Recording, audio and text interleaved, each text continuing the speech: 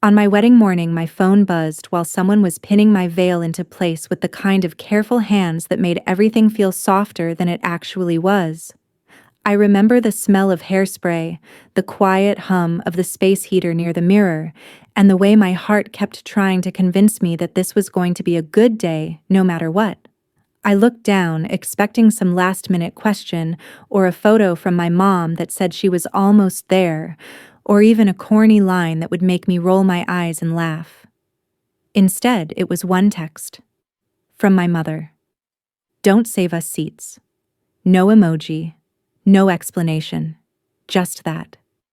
Like she was canceling a dinner reservation. My name is Marissa Lane. I was 29 years old, standing in a white dress in a small mountain inn outside Burlington, Vermont, and for a split second I actually smiled because my brain refused to accept it. I thought it had to be a joke. Who texts their daughter that on the day she's getting married? Who reduces something like this to a sentence you could send while waiting in line for coffee? I told myself she was being dramatic. My mom had a way of speaking in ultimatums and then walking them back later like it was all part of her personality. I told myself my father would talk her down. I told myself my brother would roll his eyes and show up anyway. I had spent my entire life translating my mother's moods into something survivable, so of course my first instinct was to translate this too. They're running late. Something came up. They'll be here before the music starts. I repeated those lines in my head like a prayer while the coordinator adjusted my bouquet and asked if I was ready.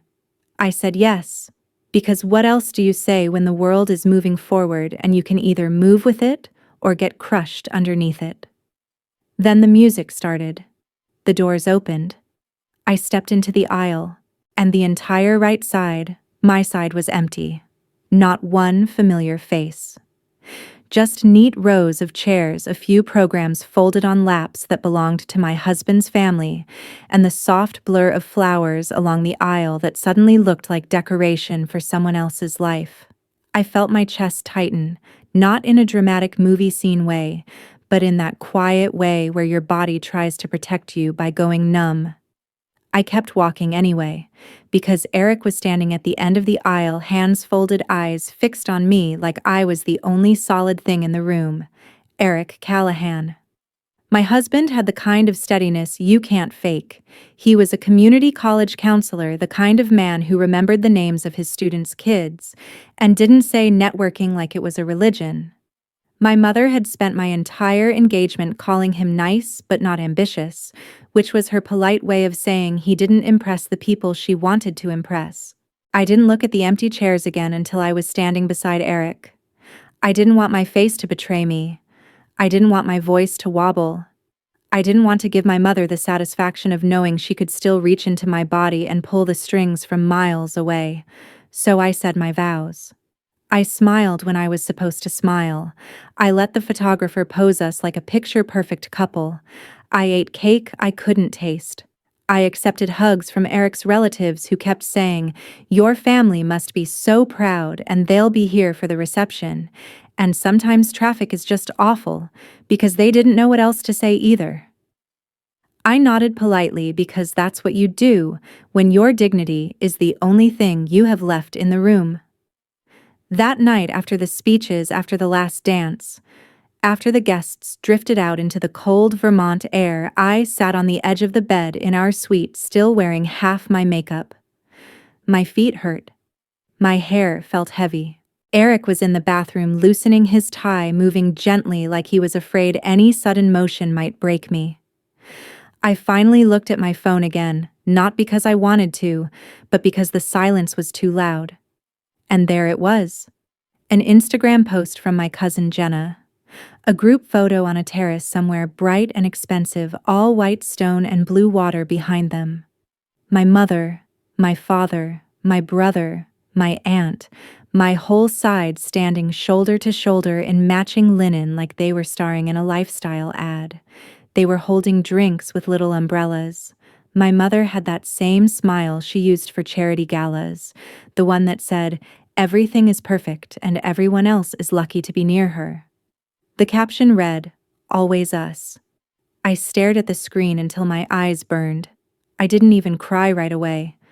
I just felt clarified, like something in me finally stopped fighting reality. Eric came out and sat beside me. "Talk to me," he said softly.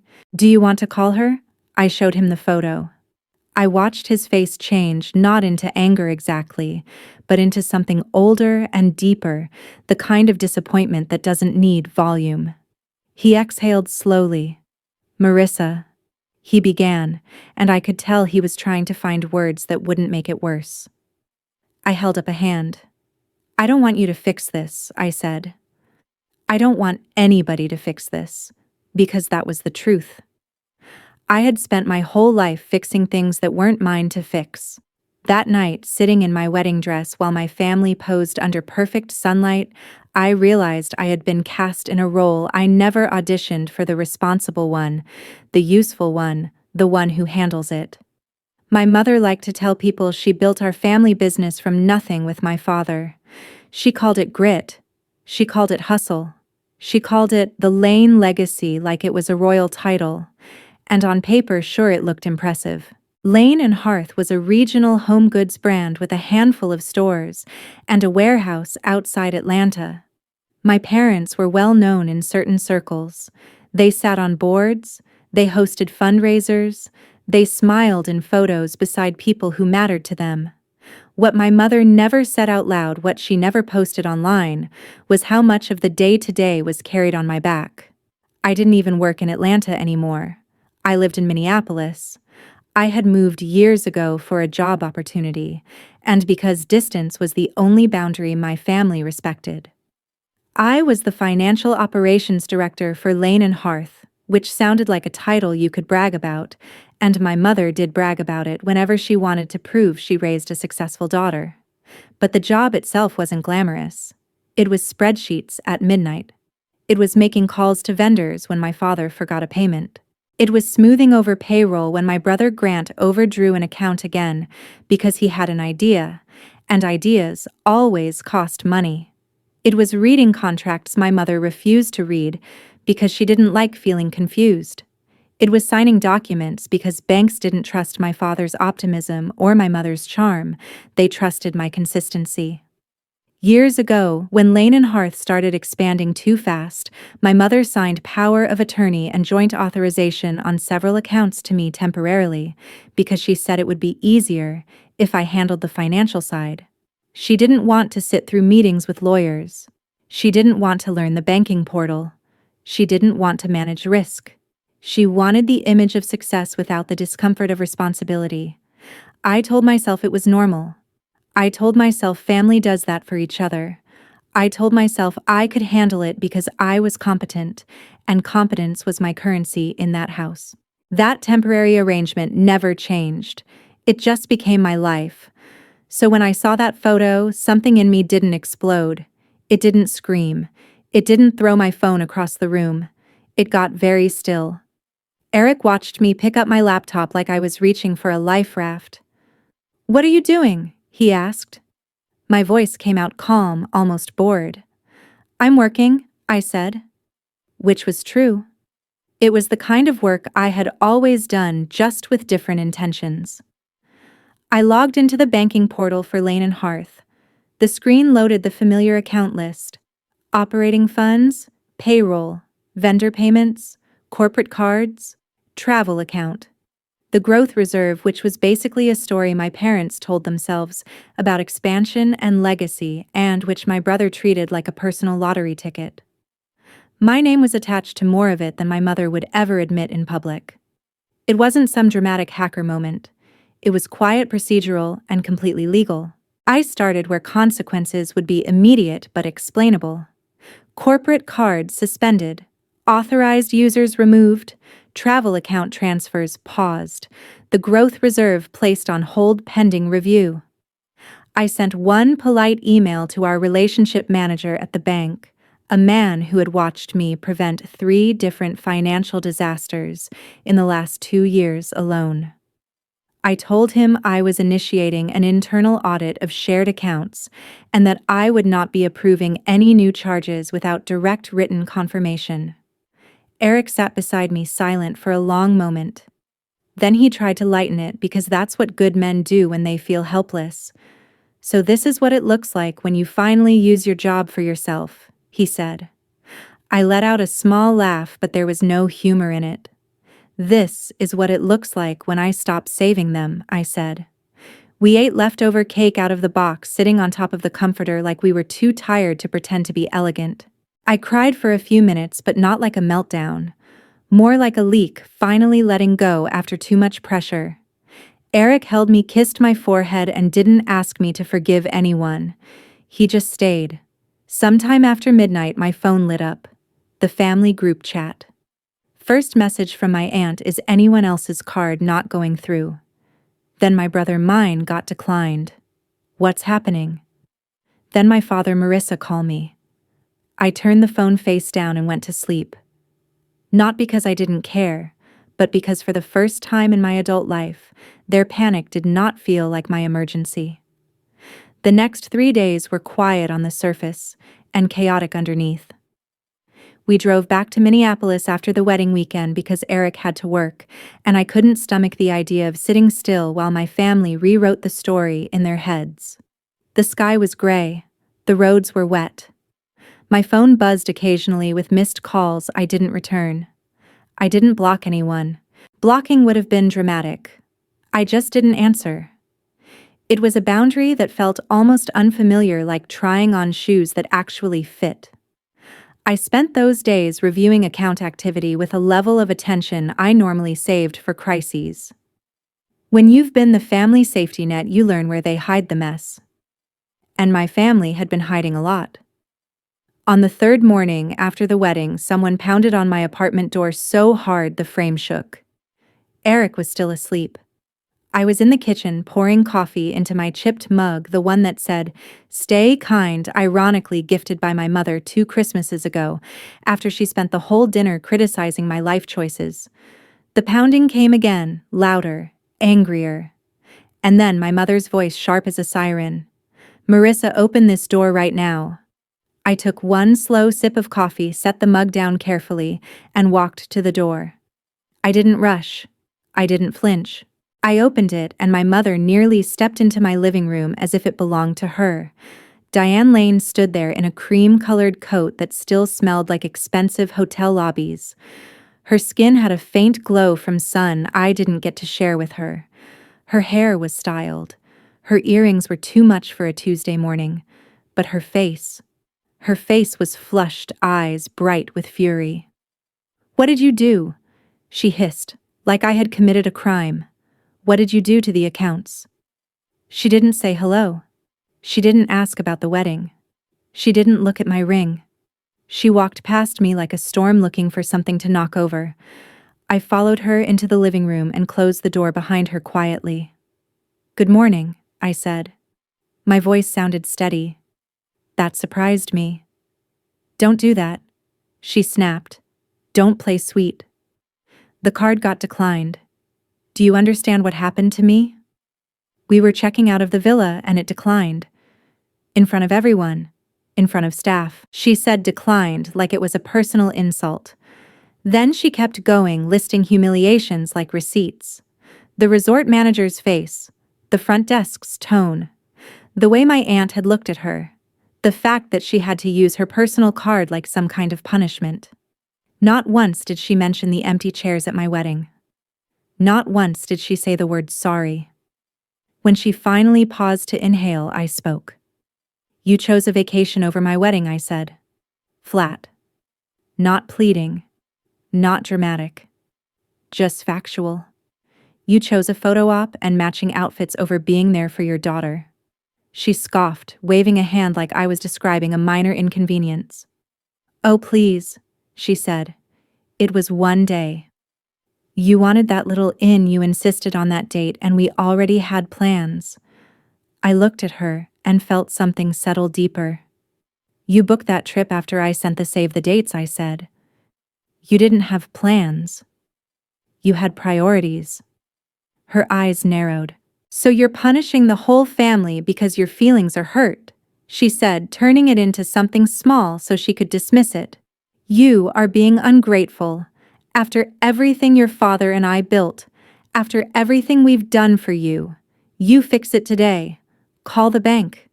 Turn it back on." Then, like she couldn't resist adding poison on top of control, she glanced toward the bedroom door.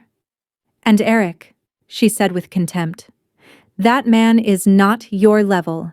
He's not good for our name. This is exactly why you make emotional decisions." Eric came out then barefoot, wearing an old college sweatshirt, hair tousled, eyes heavy with sleep. He looked at my mother without fear, which irritated her more than anger ever could. He started to speak, but I lifted my hand slightly. Not at him, at her. It was the smallest gesture. It said, "I'm handling this." First I said, "Eric is my husband. You didn't attend, but it still happened." My mother's mouth tightened. "Second, you embarrassed yourself," I continued. "You posted about family while skipping your own daughter's wedding. That's on you." She opened her mouth to argue. "I didn't let her." "Third," I said calmly, "I'm not turning anything back on." Her jaw dropped. "You don't have a choice," she said, because control is the only language she truly believed in. I met her stare. "Actually," I said, "I do. You signed those authorizations. You put my name where it mattered because you didn't want to do the work. You assumed I'd always protect you no matter what you did to me." Her voice rose. "You owe us loyalty." I nodded once. "Loyalty goes both ways," I said. "And you cashed mine out on a terrace somewhere sunny." For 1 second I saw something flicker across her face. Panic, maybe. Not guilt. Not regret. Just fear. Then it hardened again into rage. "You are going to regret this," she hissed. I walked to the door and opened it. My heart was pounding, but my tone didn't change. "I've regretted enough," I said. "Not this." She stared at me like I was a stranger, like she had never seen me without the role she assigned me. Then she stormed out, shouting over her shoulder that I'd come crawling back when it all blew up in my face. I closed the door gently, locked it, and leaned my forehead against the wood for a moment. Eric wrapped his arms around me from behind. "Are you okay?" he asked. I swallowed. "No," I admitted. "But I'm done pretending this is normal." I went back to the table, opened my laptop again, and made the temporary holds permanent. The holds weren't revenge. They were boundaries in paperwork form. I filed formal documentation with the bank requiring my written approval for any major withdrawal on shared accounts. I initiated a full audit of company spending tied to travel and client entertainment, which was what my mother called vacations, when she needed to justify them. And then, because that morning had sharpened my focus, I looked at something I had avoided for years, a vehicle loan I had always assumed was a business necessity. The paperwork showed my name as a cosigner. The vehicle was not a delivery truck. It was my mother's luxury SUV. She had used my credit to finance it without telling me. There was a process to remove a cosigner when consent wasn't properly documented. I started it. Within 24 hours, my inbox turned into a chorus of alarms. My brother texted first, "Did you touch the growth reserve?" Then, "I have meetings. This is time sensitive." Then, "Marissa, be reasonable." A loan officer emailed saying final approval for Grant's new venture was paused due to changes in collateral status. Translation: no more easy money. By lunchtime, my aunt called from a department store, voice tight with embarrassment. "Honey, can you just fix it?" she asked. My card declined. I pictured her standing there with arms full of things she didn't need. For years, that image would have sent me rushing to solve it. This time, I felt nothing but clarity. "It's under review," I said. "I can't just flip it back on." The real shift happened in the business. Lane and Hearth had survived because I quietly kept it from falling. Vendors trusted me. Landlords tolerated late payments because I called early, apologized, negotiated, smoothed. My parents didn't see those moments because they didn't want to. They wanted the illusion of competence without the discomfort of accountability. Once I stopped intervening, the illusion started to crack. Warehouse rent bounced. A utility notice came through. A supplier asked for payment up front. The kind of emails I used to intercept landed directly in my parents' inboxes. I let them. It wasn't cruelty. It was reality arriving on schedule. A few days later, I got a call from Martin Reese, an old family contact who had known my parents since before I could read. He was the kind of man who still wrote notes on thick paper and remembered birthdays without Facebook. "Marissa," he said gently, "your mother is telling everyone you've lost your mind." I almost laughed. "I'm doing my job," I said. There was a pause, and then Martin exhaled like he'd been waiting to hear that. "That's what I thought," he said. "Listen, I'm not calling to scold you. I've watched them lean on you for years and call it family. They didn't listen when anyone warned them." Then his voice shifted into something more practical. "Off the record, a group I advise is interested in bringing you on. Not your parents. You. They've been looking for someone who can stabilize operations and build systems, and your name came up more than once. If you ever wanted a clean exit, one that doesn't leave you stuck in their mess, this is a door." I stared at the wall after we hung up, feeling the strangest mix of relief and grief. Because the truth was, I had never let myself imagine leaving in a real way. I had fantasized about it in exhausted moments on flights back from Atlanta at 1 a.m., while fixing a cash flow issue Grant created, while my mother lectured me about loyalty like she didn't know the definition. But I had never planned it, because planning meant admitting my family wasn't temporary chaos. It was a system, and systems don't change unless someone changes them. That night, I told Eric everything. He listened without interrupting the way he always did. When I finished, he didn't tell me what to do. He just asked one question. "What do you want your life to look like 5 years from now?" I swallowed. The answer came out before I could soften it. "Quiet," I said. "Mine." He nodded. "Then choose that," he said. Simple. Not a speech. Not a lesson. Just permission I didn't realize I needed. Over the next 2 weeks, with Martin's help and my own attorney, someone who worked for me, not for my parents, I negotiated an exit that was clean and legal. I didn't steal anything. I didn't sabotage. I sold my stake and separated my liability the way any responsible professional would. Paperwork, clauses, signatures. The same careful precision I used to apply to protecting my parents now applied to protecting myself. The buyer didn't need Lane and Hearth's secrets. The buyer wanted competence. They wanted systems. They wanted discipline. The truth my parents never accepted was that the most valuable asset in their legacy wasn't the brand, it was the person keeping it functional. Me. When the deal closed, it didn't feel like a victory. It felt like a door clicking shut. A sound so small you could miss it if you weren't listening. My parents, of course, treated it like betrayal. They started calling relatives. They started rewriting the narrative. Marissa is unstable. Marissa got manipulated. Marissa is emotional. They said all the things people say when they can't admit they pushed someone past a line. Grant emailed a message titled, "Can we reset?" The first part sounded almost like an apology, talking about how the wedding situation looked bad and everyone got heated. Then the real reason appeared: he needed access to the reserve fund because his new project was time-sensitive, and this was his one shot. If I loved him, I wouldn't let my issue with Mom ruin his dream. I stared at the screen for a long time before replying.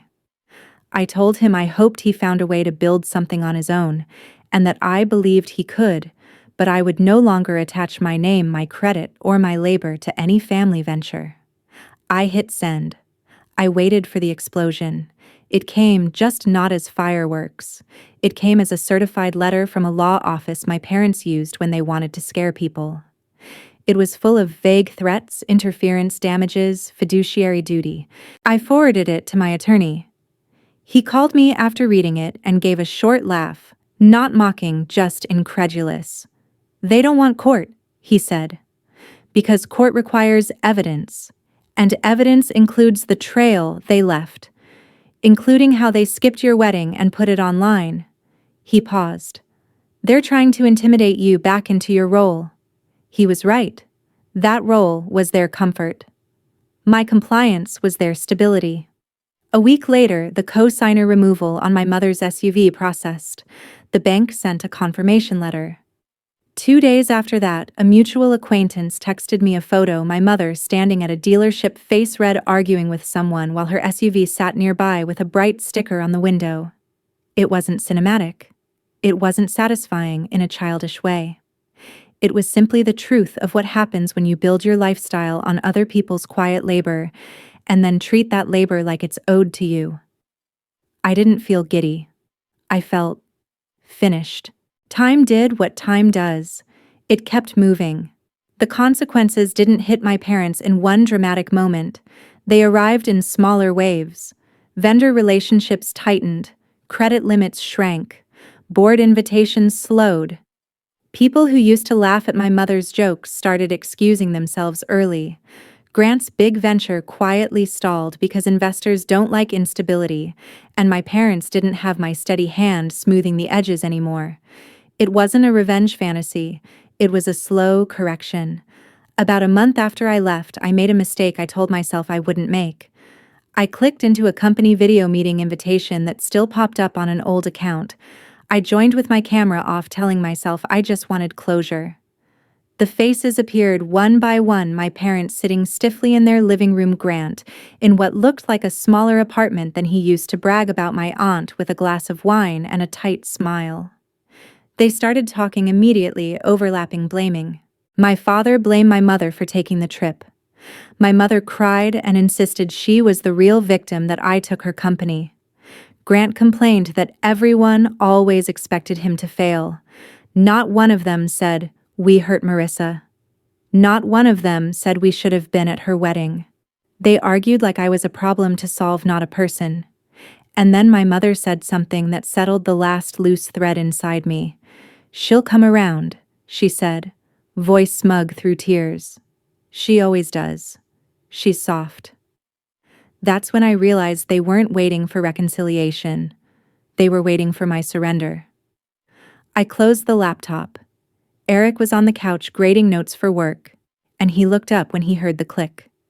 "You done?" he asked. I nodded. "Yeah," I said. "I'm done." Outside, Minneapolis winter pressed against the windows. Inside, our small apartment felt warmer than it had in weeks. We watched a movie. My phone buzzed a few times face down on the table. I didn't move. Then quietly, life started offering me things that weren't tied to my family's approval. The company that bought my stake offered me a short consulting contract, not because of my last name, but because of my skills. I worked a few hours a week building reporting systems, tightening processes, training teams.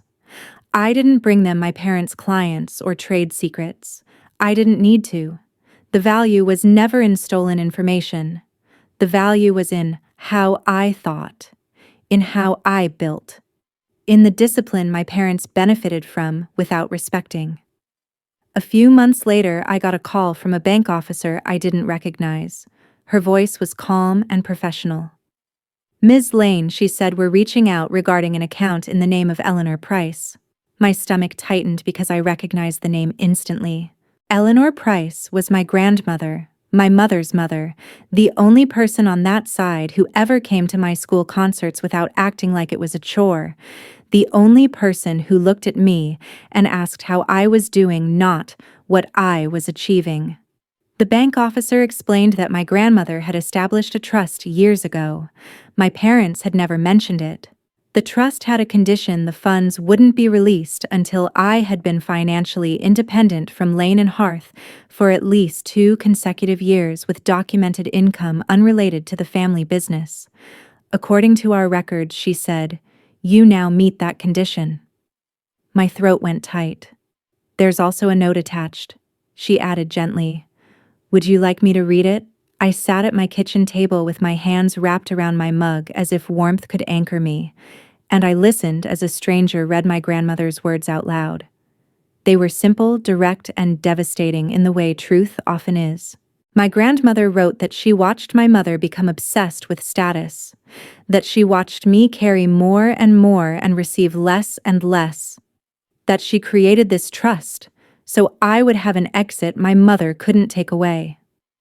If they ever choose themselves over you, the note said, I want you to have a way out that doesn't require their permission. By the time the officer finished, my eyes were wet. Not because of money, because someone saw me. Someone planned for my freedom before I even realized I needed it. That trust, combined with my savings and steady work, became something practical, a down payment. Not on a mansion, not on a statement house meant to impress anyone. On a small craftsman in a quiet neighborhood outside Portland, Oregon, close enough to nature, far enough from the orbit of my family's expectations.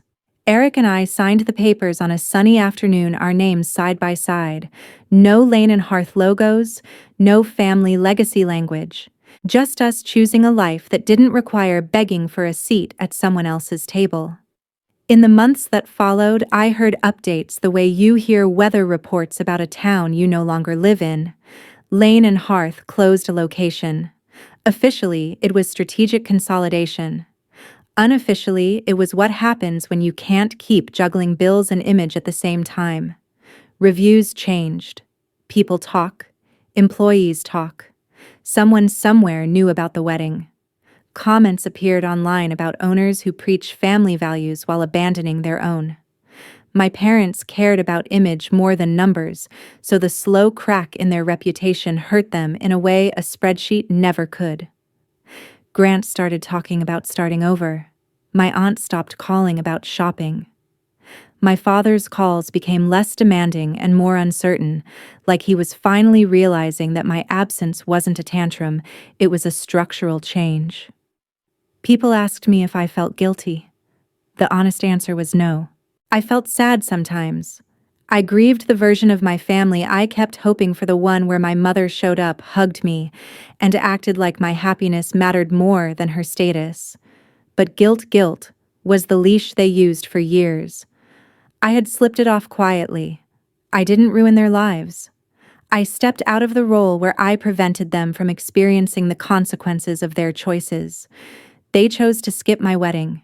They chose to post about always us while leaving my side of the aisle empty. All I did was choose myself once. Real healing didn't arrive with fireworks. It arrived in small mornings. The first Saturday in our new house, when I woke up to sunlight instead of frantic messages. The sound of Eric in the kitchen making coffee, humming badly, burning toast a little because he gets distracted telling stories. The moment I realized I didn't have to check a company dashboard before I could enjoy breakfast. The first time we hosted friends in our backyard, folding chairs and paper plates. Nothing fancy, just people who had actually shown up for us. Our wedding photo sat on a shelf inside, and for the first time I saw it clearly. It wasn't missing anything. It was complete. It was honest. I still thought about my mother sometimes.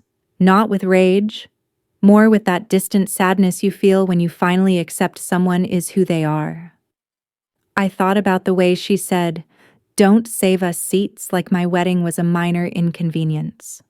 I thought about the terrace photo, the matching linen, the caption that tried to turn abandonment into branding. And I thought about the day she showed up at my apartment screaming, not about my heartbreak, but about a declined card. That was the moment her priorities stood in the doorway and introduced themselves plainly. She didn't lose me because I was petty.